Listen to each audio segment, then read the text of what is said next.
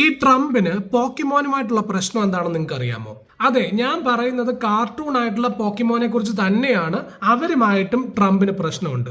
പോക്കിമോന്റെ sun and moon എന്ന് പറയുന്ന anime സീരീസിനകത്ത് young goose എന്ന് പറയുന്ന ഒരു പോക്കിമോനെ അവർ കാണിക്കുന്നുണ്ട്.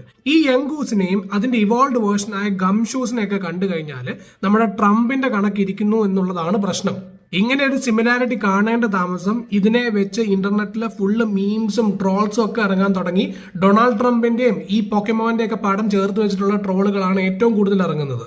ഇതിനെക്കുറിച്ചുള്ള ട്രോളുകൾ ഒരുപാട് വന്നു തുടങ്ങിയപ്പോൾ പോക്കിമോൻ കമ്പനി ഇതിന്റെ ഒരു എക്സ്പ്ലനേഷൻ ആയിട്ട് പറഞ്ഞത് ഇങ്ങനെയാണ്: ഇത് ഞങ്ങൾ ഇന്റൻഷനലി ചെയ്ത ഒന്നല്ല. ഇൻ കേസ് ട്രംപുമായിട്ട് ഈ ഒരു പോക്കിമോന് സിമിലാരിറ്റി ഉണ്ടെങ്കിൽ അത് തികച്ചും യാദർശികം മാത്രമാണ്.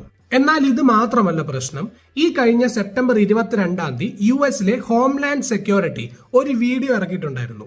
മെക്സിക്കോയിൽ നിന്നും സൗത്ത് അമേരിക്കയിൽ നിന്നുമൊക്കെ അമേരിക്കയിലേക്ക് ഇല്ലീഗലായിട്ട് കുടിയേറി വന്നവരെ അറസ്റ്റ് ചെയ്യുന്ന വീഡിയോ ക്ലിപ്പിംഗ്സ് ആയിരുന്നു ഇത്. ഇതിനോടൊപ്പം ഇവരൊരു ആവശ്യമില്ലാതെ പോക്കിമോന്റെ കുറച്ച് ക്ലിപ്പിംഗ്സും കൂടെ ആഡ് ചെയ്തിട്ടുണ്ടായിരുന്നു. മാത്രമല്ല, ഈ വീഡിയോയുടെ ബാക്ക്ഗ്രൗണ്ടിൽ സോങ് ആയിട്ട് ഇട്ടിരിക്കുന്നത് പോക്കിമോന്റെ തീം സോങ് ആയിട്ടുള്ള ഗോഡ ക്യാച്ച് ദം ഓൾ എന്ന് പറയുന്ന സോങ് ആണ്. എല്ലാവരെയും പിടിക്കണമെന്നർത്ഥം വരുന്ന ഞങ്ങളുടെ തീം സോങ്ങും ഞങ്ങളുടെ പോക്കിമോന്റെ ക്ലിപ്പിംഗ്സും ഒക്കെ ആരോട് ചോദിച്ചിട്ടാണ് ഈ ഹോംലാൻഡ് സെക്യൂരിറ്റി അവരുടെ വീഡിയോയിലേക്ക് കുത്തിക്കയറ്റിയിരിക്കുന്നതെന്നാണ് പോക്കിമോൻ കമ്പനി ചോദിക്കുന്നത്.